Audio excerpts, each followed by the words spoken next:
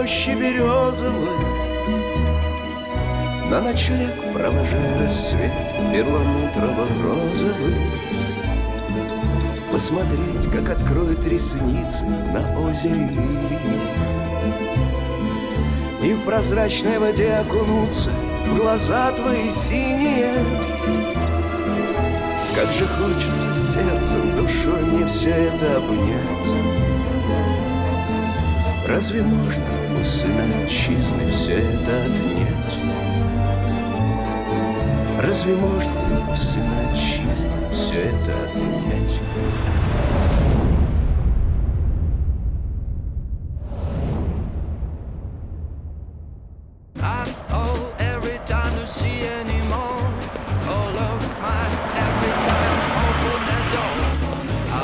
Пока, Стэнли. До свидания. Спасибо.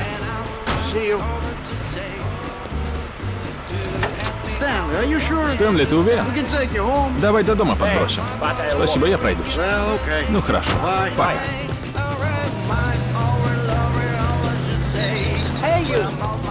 А ну отдай. Отдай. Вот негодяй маленький.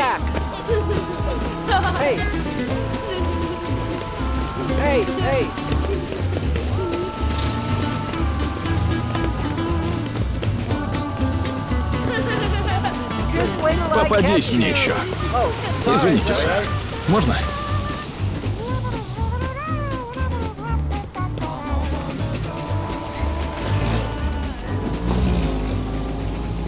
Спасибо. Вам спасибо, сэр. Либер – простой парень, обычный бруклинский еврей. Образование – начальная школа. Женитьба на дочери хозяина ювелирного магазина – единственный шанс вырваться из бедности.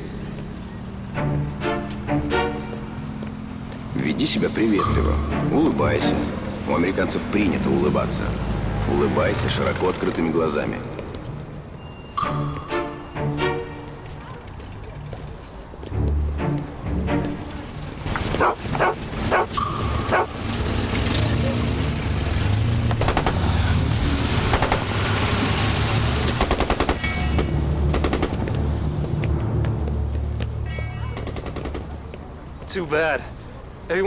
Зря все думают, что времена гангстеров давно прошли. Условный знак – белая стрелка на третьем гидранте от входа в кинотеатр Market Street Cinema. Стрелка будет обозначать, что агент из Хилл ждет тебя на следующий день ровно в 15:00 на набережной на террасе волнорезов.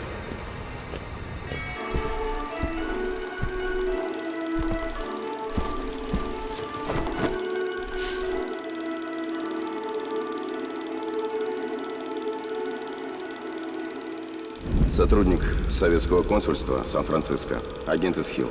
Ты его знаешь, он тебя. Пароль не нужен. Мы будем говорить по-русски? В зависимости от обстоятельств.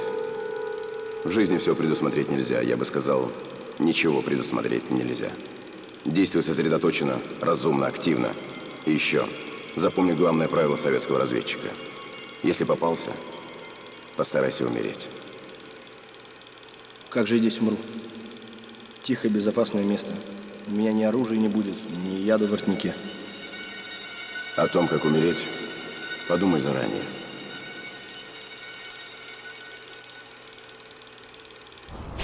Дан Перский будет ждать тебя каждый вечер после 5. Запомни адрес. Улица Филмор, 45. Это в еврейском квартале. 5-этажный дом без лифта. Вход со двора. 3-й этаж, квартира 18. Погода там будет теплая, и во дворе могут сидеть соседи. Так что будь готов к теплому приему. Полезут целоваться, обниматься, звать в гости, за стол звать. Возможно. Но возможно и другая реакция. Будь готов и к этому. В любом случае, будь вежлив и во дворе не задерживайся. Скажи, не терпится обнять Шейлу. Я Стэнли Либер. Приехал к Шейле. Все, я вышел. Здравствуйте. Как дела? Стэнли! Стэнли вернулся!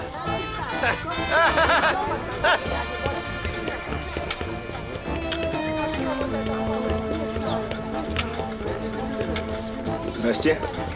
Шалом. Шалом. Шалом. Шалом.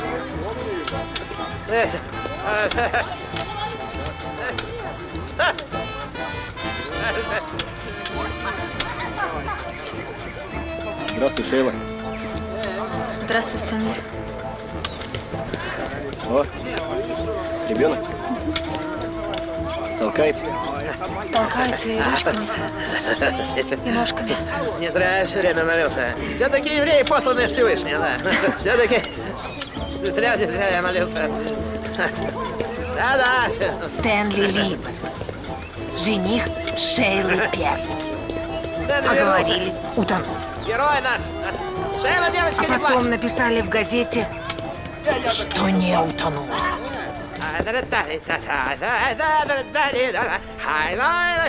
Папа, уже замолчите, мы дома. Хорошо, молчу я. Давайте договоримся, мужчина, а? Не будем размазывать таки кашу по тарелке. Или хотите, товарищ, размазать кашу по тарелке? Слушайте, может, о серьезных вещах будем договариваться не здесь? Тогда поваркуйте. А потом мы покажем ему Сан-Франциско. Поваркуйте.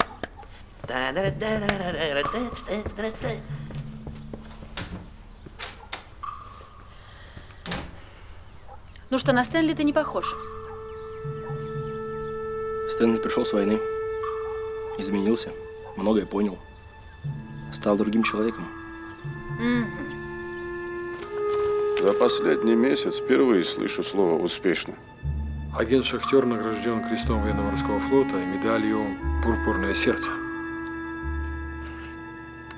Уверен, что это не игра американских спецслужб. Верить должность не позволяет, Лаврентий Павлович. Собери все агентурные материалы по урановой тематике и проведи совещание с физиками. Везде тебе мерещатся шпионы, дезинформация. Ты же военный человек, научись рисковать. Провалишь операцию, застрелишься. Делов-то.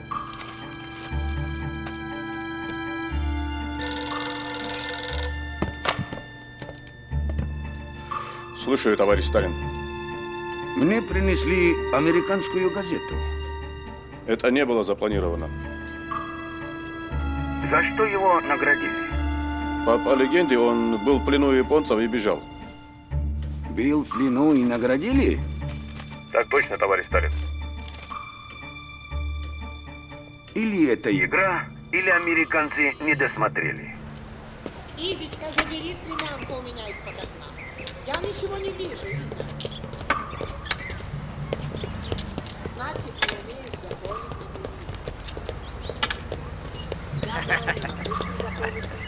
Вот, возьмите газету. Посмотрите, там наш Стэнли. Наш герой. Ира, вы посмотрите. Посмотрите на него, а? Каков, а?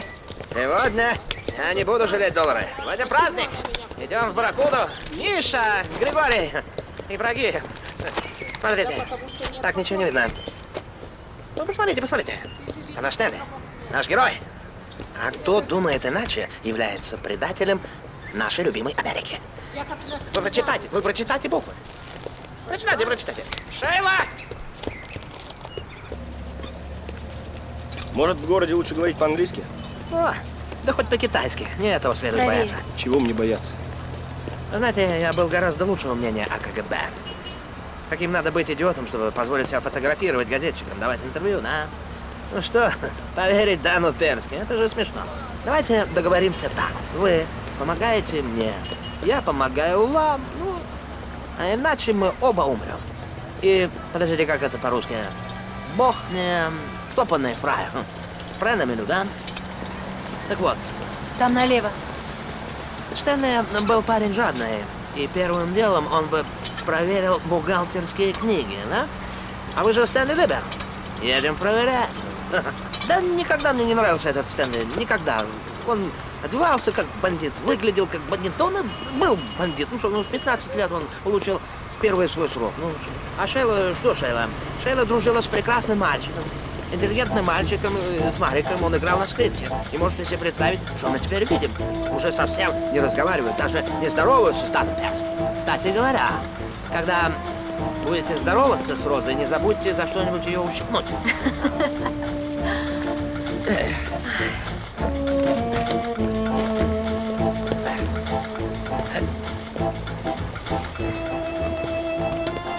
Шейла. Меня они не стеснялись, так что я пойду, а ты считай на здоровье. Роза. А вот и мы. Это Стэнли. Я в газете тебя увидела и грохнула сапком. Стэнли, я так рада. Тебе больно было? Худой, ребра пересчитать можно. Роза, все уже живы. Пора делом заняться. Инспектор звонил? Да, придет сегодня. Как насчет кофе? Конечно. Замечательно. Да. Самое страшное, что хочет прийти налоговый инспектор и отнять у нас наш любимый магазин. Да. Садись, дорогой. Понимаешь, что дело? Самое большое желание у Дана Перски на данный момент, я не знаю, это превратиться в какого-нибудь муравья, спрятаться в нору и дожить там оставшуюся вечность. Понимаешь? Ваш кофе. Спасибо, Роза. Большое спасибо. Посмотри, Стэнли. Спасибо, девочки. Посмотри. А после зажмурься. Я сам не верю. За время войны у меня колоссальные убытки. Люди не покупают драгоценности. Им не нужны драгоценности. Они их сдают в пользу государства. Вот такой у нас убыточный патриотизм. А вот и он. Проходите, пожалуйста. Прошу разделить с нами радость. Это Стэнли, мой зять. Он мне как сын. Посмотрите. Вот, в газете. Он заслужил награды правительства Соединенных Штатов. Вернулся живой и почти невредимый. Нет, это вам. Шейла, напитки. Не желаете ли выпить? Нет. Что, разделите нашу радость. Присаживайтесь. Хорошо. Стэнли, дорогой зять. Вот. Идите с Шейлой в ресторан.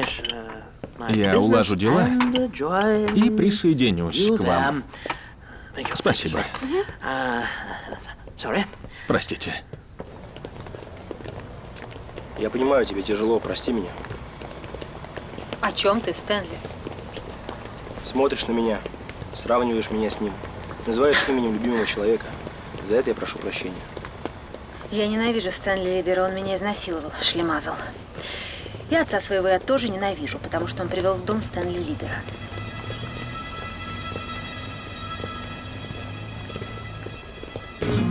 Роза это... Роза это любовница отца. Отец однажды увидел, как Стэнли ее лапает, и сказал, что если она с ним не ляжет, то он ее выгонит. А она рада стараться. Что с отцом, что со Стэнли. Собачка мимо будет пробегать, она с собачкой ляжет. Ну, может быть, твой отец не такой плохой человек.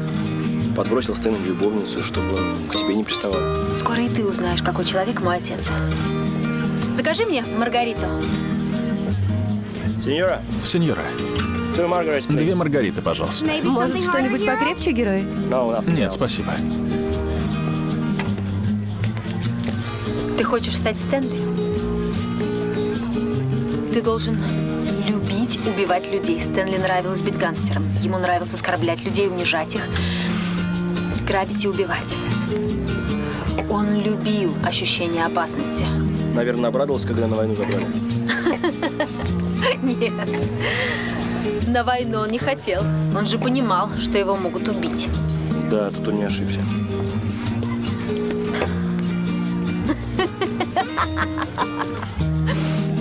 Он же собирался дезертировать. Но тут из Нью-Йорка приехал его дружок Джо Трейгер.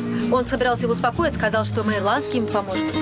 План был такой. Стэнли спокойно отправляется на призывной пункт. Неделю проводит на службе, а потом его забирают. Главное было оказаться подальше от Сан-Франциско, а там любой доктор за $500 липу сделает, а мы ирландский уладили дела с мексиканцами. Но Стэнли так нажрался, что его с утра погрузили на корабль. Дурак.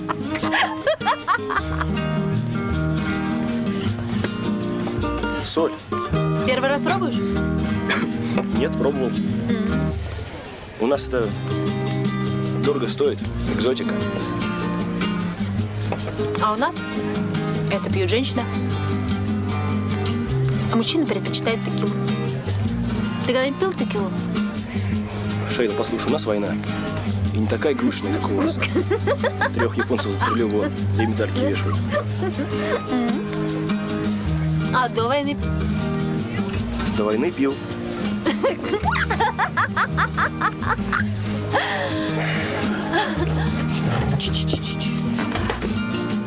Послушай, товарищ Стэнли, а вас чему-нибудь учили в этой вашей школе для шпионов? Видишь ли, сейчас идет война, поэтому из Европы совершенно невозможно привезти ни коньяк, ни виски. И американцам пришлось перейти на текилу. Многие еще не привыкли, кактусом воняет. Ну, что делать? А Маргарита появилась недавно. Мне подруга сказала, что ее подают в мексиканских барах, и все девушки ее пьют. Я решил попробовать, так что хреновый из тебя шпион. Так. Врачи запрещают беременность спиртное. Я отец ребенка. Не буду вести себя как отец ребенка. Есть возражения? Возражений нет. Потанцуем? А?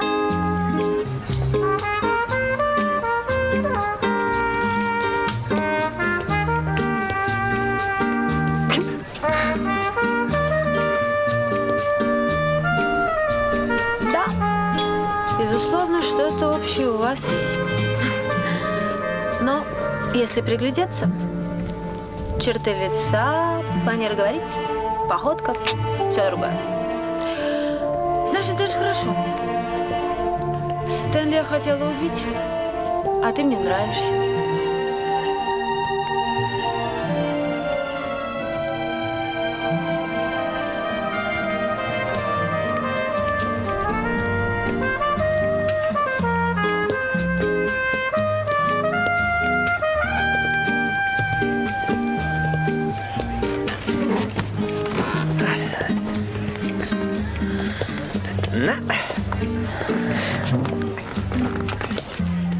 Завтра, товарищ Амиго, вы заберете из банка драгоценности, и мои проблемы будут решены.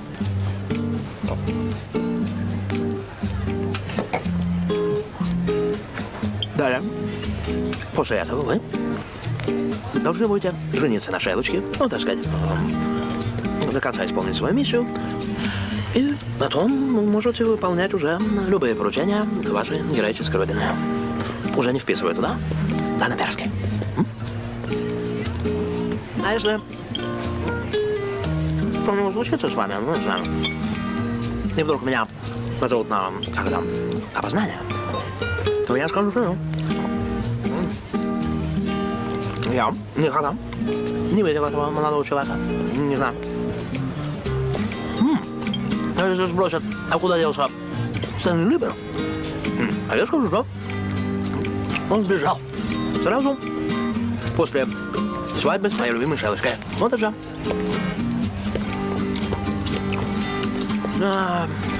Вы понимаете, какая история? Этот человек очень похож на Стэнли Либера. Очень. Но это не он. Нет. Ну нет. Это не жених моей Шейлочки. Да.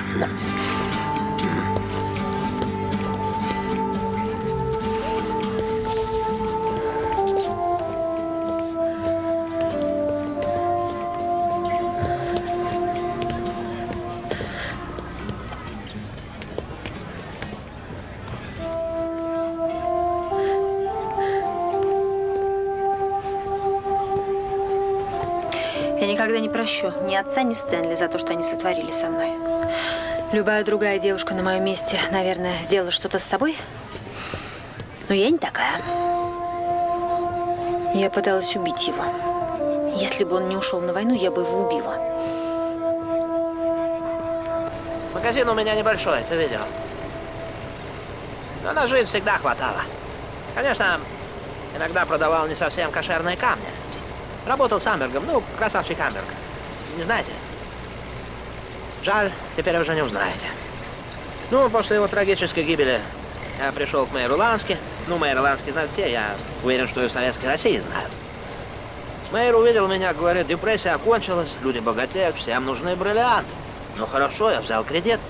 Арендовали соседние помещения. В общем, живи и радуйся. Нет, пришли мексиканцы. Из Саннидейл. Я говорю, мэр, невозможно работать, пришли мексиканцы. Мэр говорит, хорошо. Прислал разобраться Стэнли Либера. Стэнли разобрался, осмотрелся, ему понравилось. И он захотел остаться. Так что переезд для него скорее был повышением. Мэр назначил его чем-то вроде личного представителя в Сан-Франциско. Погуляйте. Шапочка. Погуляйте, дорогая. Хорошо?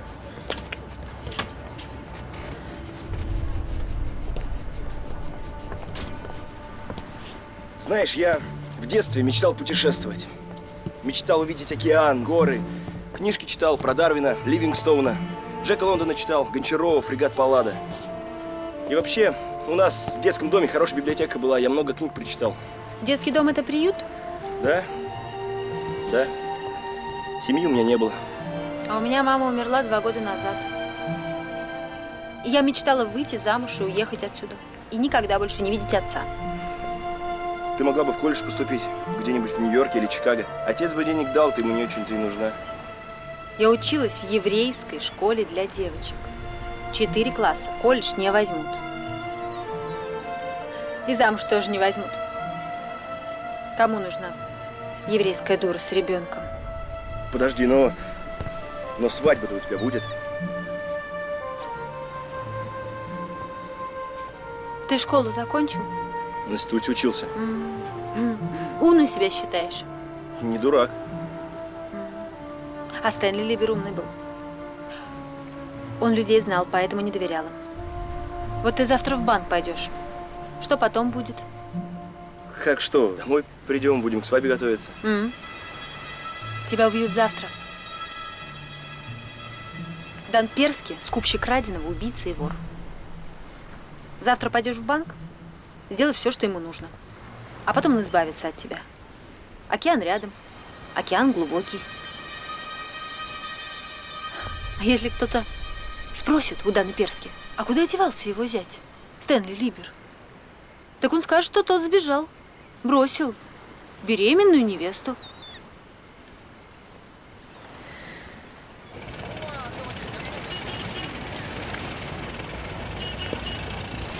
Вы думаете, Дан Перский болтлив, да? Его надо убрать. Но не спешите. Письмо с разоблачением Стэнли Либера лежит в сейфе у адвоката. В случае моей смерти или моего отсутствия в течение 2 суток по месту жительства адвокат отправляет письмо в Федеральное бюро расследований. Присоединяюсь к мнению мэра Лански. У вас острый ум и волчья хватка, Дан Перский. Вот, нам сюда. Здравствуйте. Здравствуйте, чем могу помочь? Мне нужно в депозитарий. Подождите минуту. Все в порядке, пройдемте. Здравствуйте, как вы? Здравствуйте. Не могли бы вы присесть и подождать? Спасибо. Конечно. Позвольте мне воспользоваться возможностью сказать, что я восхищен вашим поступком во время войны. Спасибо. Невероятно. Большое спасибо. Тем не менее, бумагу, пожалуйста. Оставьте свою подпись. Здесь? Вот здесь внизу. Хорошо. Вы хотите посетить депозитарий? Да. Хотите что-нибудь забрать? Да. В таком случае мне понадобится номер вашей соцкарты. Я восстанавливаю его в связи с участием в боевых действиях.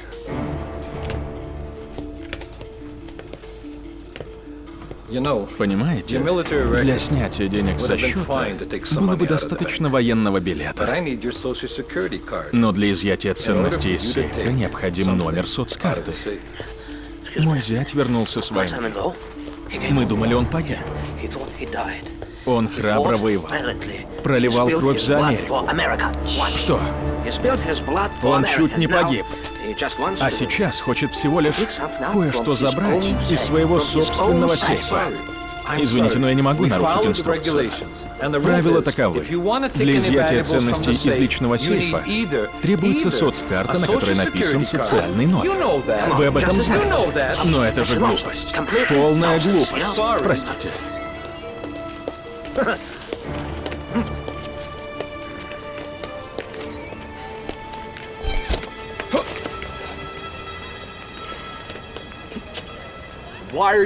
Почему не приветствуете старшего по званию?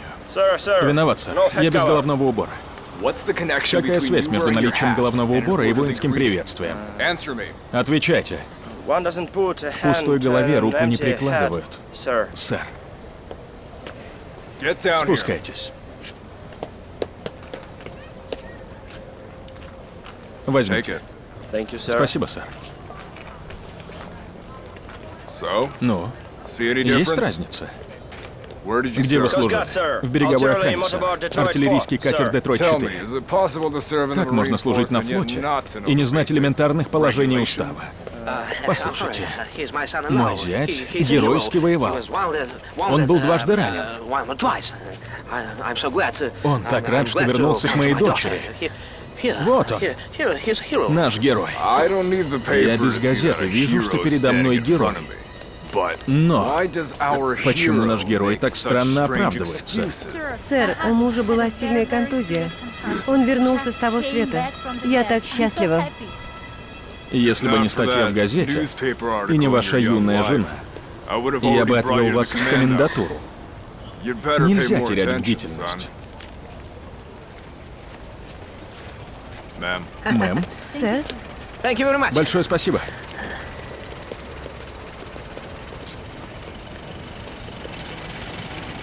Скажи, а у тебя там есть жена? Невеста. На меня похожа? Нет, совсем не похоже. У тебя опасное задание, Стэнли. Ты можешь совсем не вернуться. Тебе нужно было оставить невесту беременной. Наверное, ты права. Но вообще-то на войне легко умирать. Неважно, есть дети или нет. Вокруг все умирают, долго никто не живет. Но если ты генерал, выживешь, конечно. А если солдат или матрос, один бой, второй и все. На войне жить тяжело, а умирать чего там? Лишь бы сразу.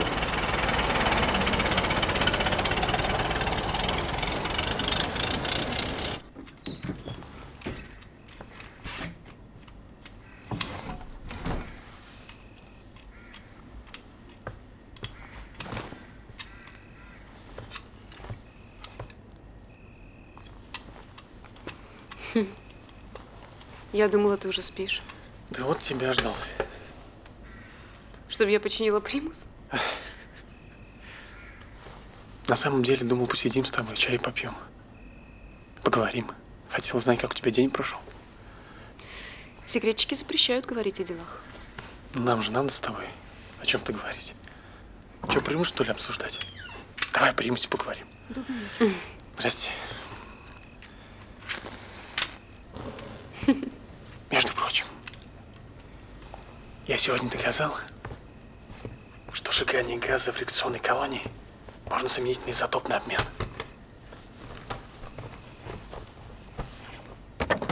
Через неделю буду проводить эксперимент. Рискованный, между прочим. Не верю. Почему? Никакого эксперимента не будет. Потому что это не только примус. Ты дверную ручку починить не можешь, Никита. Обидные слова говорите, девушка.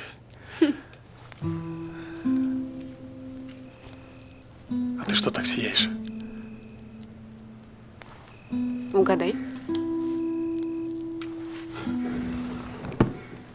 Руду нашла? Нет. Руду пока не нашла. Я не знаю. Ну, говори, что ли, не томи уже. Ты можешь меня поздравить. Я теперь начальник отдела. Поздравляю. Ясно все. В общем, теперь совсем домой приходить не будешь.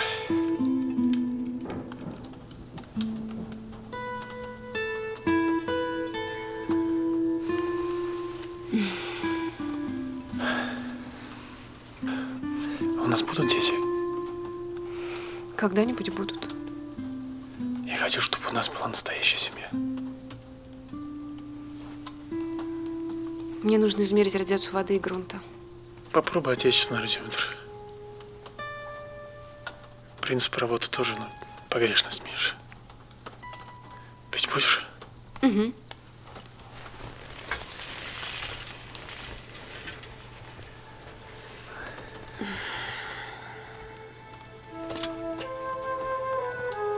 Твои эксперименты в лаборатории очень опасны. Зачем так рисковать? Время сэкономлю. Ребята в Кронштадте зенитки крутят днем и ночью. Умирают, голодают. А у нас он хлеб с маслом. А мне кажется, я никогда не наемся. Всю жизнь буду голодная. Всю жизнь. Нас когда в Кронштадт привезли после училища, построили, начали по расчетам распределять. Ну и сирена. На лед. Расчеты к зениткам, зенитки палят. Через минуту в моем расчете 2 убитых. И самое обидное от наших же собственных снарядов. Взрыватель дистанционный. Заводишь его на 20 секунд, стреляешь по самолетам. Снаряд взрывается. Осколки прямо на голову. На самоубийство похоже.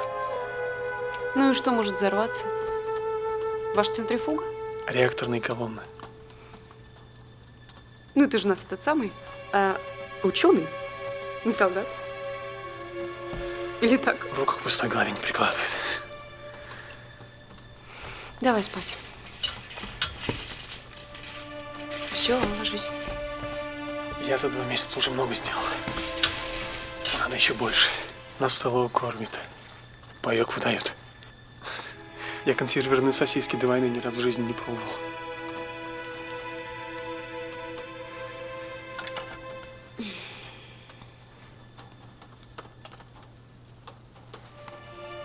Ты меня любишь?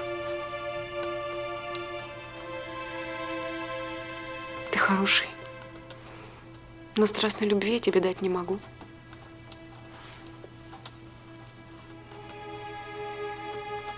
А Ивана ты любила страстной любовью?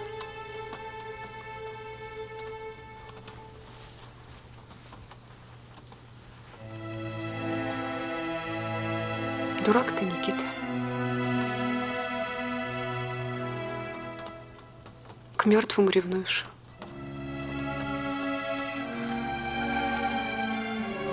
Мы с Иваном поцеловались 1 раз, и все. И он умер. А ты у меня первый мужчина и единственный. И кроме поцелуев Ивану ничего не досталось. Тебе все. Все тебе. Одному.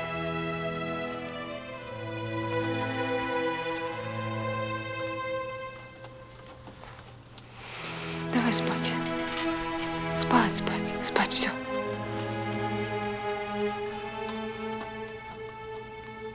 Товарищи, итоги нашего разговора я доложу товарищу Сталину. Поэтому я прошу тщательно обдумывать все ответы. Итак, допускают ли законы природы возможность создания такой бомбы, которая уничтожит Москву? Чтобы уничтожить крупный город, достаточно 1 килограмма специальным образом обработанного урана. Теоретически существует возможность создать бомбу, которая уничтожит планету, товарищ Берия. И что нам нужно для создания такой бомбы? Для начала нужно принять государственную программу. Использовать институты, конструкторские бюро, строить реакторы, центрифуги, заводы, начать разработку ракетной техники. Нужно уже сейчас думать о способах доставки бомбы. Потребуются огромные усилия и материальные затраты. А все ресурсы страны брошены для скорейшей победы над Германией. Сколько времени понадобится для создания такой бомбы? Разрешите мне, товарищ Берия? Пожалуйста. Для этого понадобится около 10 лет. Долго. А когда эту бомбу создадут американцы? Американцы уже близки к этому. Если нужны сведения, которыми уже обладают американцы, англичане и Германия, Мы эти сведения добудем. Составьте список вопросов для нашей разведки. Такой список уже составлен, товарищ Берия.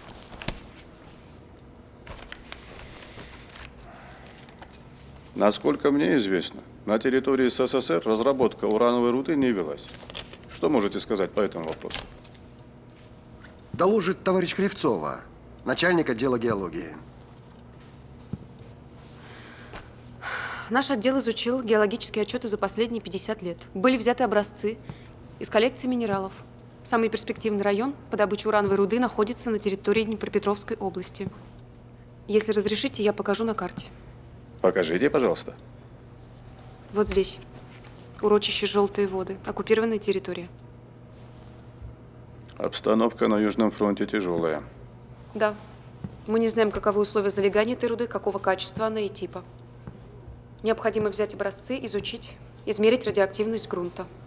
Мы подготовим операцию. Мы возьмем образцы, изучим. Обстановку я доложу. Хорошо.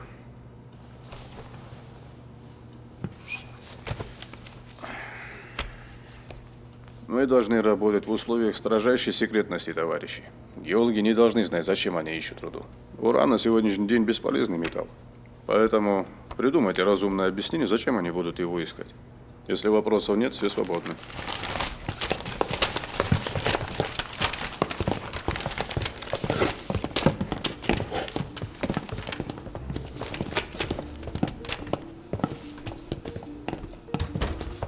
Товарищ Берия, разрешите к вам обратиться? Пожалуйста.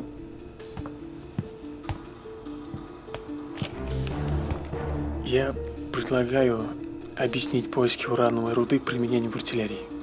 Плотность урана сопоставима с плотностью свинца, но твердость выше. Поэтому добавление урана позволит увеличить бронебойные свойства снарядов. Очень хорошо. Как ваша фамилия? Кривцов. Кривцов. А... Жена. Жена. Угу. Вы свободны. Есть.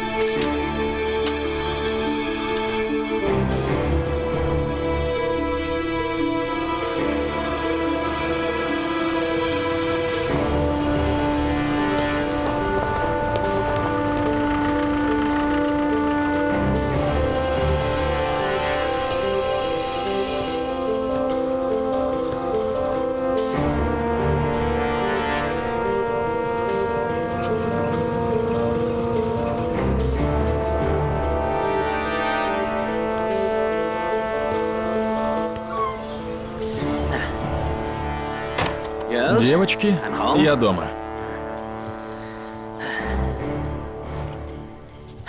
Дорогая. Как дела, хитрюга? Здравствуй. Джо. Как дела? Роза? Меня ждешь? На кой ты мне сдался, хорек? Стэнли где? Роза сказала, вчера приехал. Сюда? Да. И где он? Не знаю. Ушел с Шейлой. Готовится к свадьбе. Почему не позвонил? Ни мне, ни Мэйру. Сколько?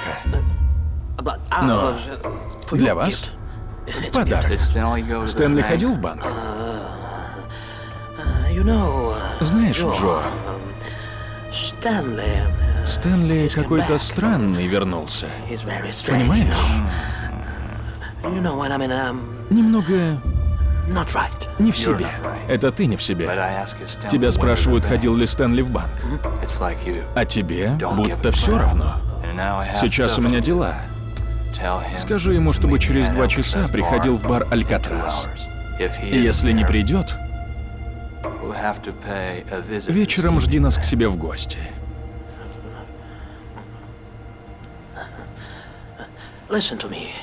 Джо, ты не приходи ко мне. Понимаешь, Шейла расстраивается. Она недовольна. Джо, она беременна.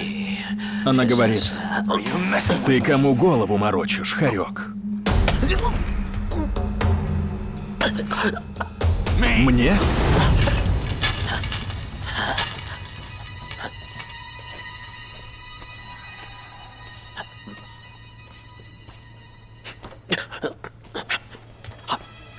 Спасибо. Сколько? Это вашей жене. Нет, нет, денег не нужно. Мы же друзья.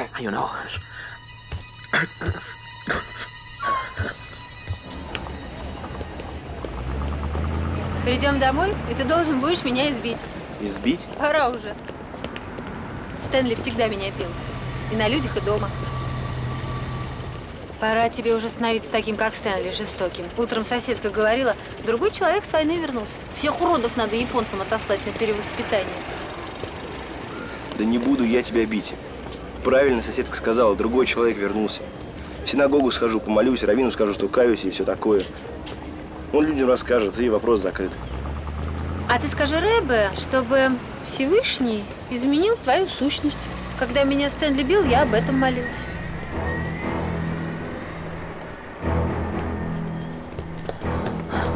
Джо Трегер приехал из Нью-Йорка. Удивляется, почему ты до сих пор не позвонил ни ему, ни Мэйру Лански. Назначил встречу в баре «Алькатрас».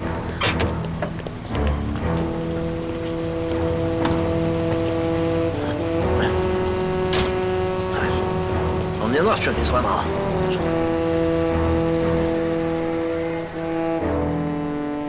Как он выглядит? Знаешь, как он выглядит? Еврей, бандит. Если он друг Стэнли, заметит. Да послушай меня, не заметит. Скажет, что на войне был, изменился, в 5 местах продырявили. Конфузия головного мозга, не знаю, там, голос изменился.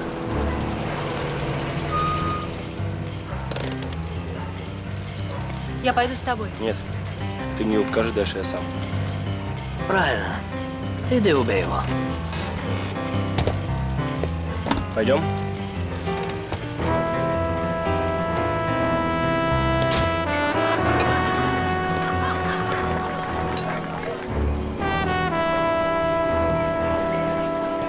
Вон он.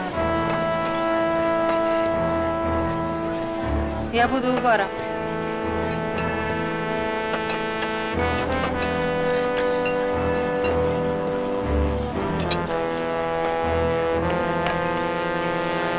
Двойную текилу, пожалуйста. Засмотрюсь в облака, в небо синее над головой. Пролетающий клин журавлей, провожая домой. Одолжить был ангела крылья.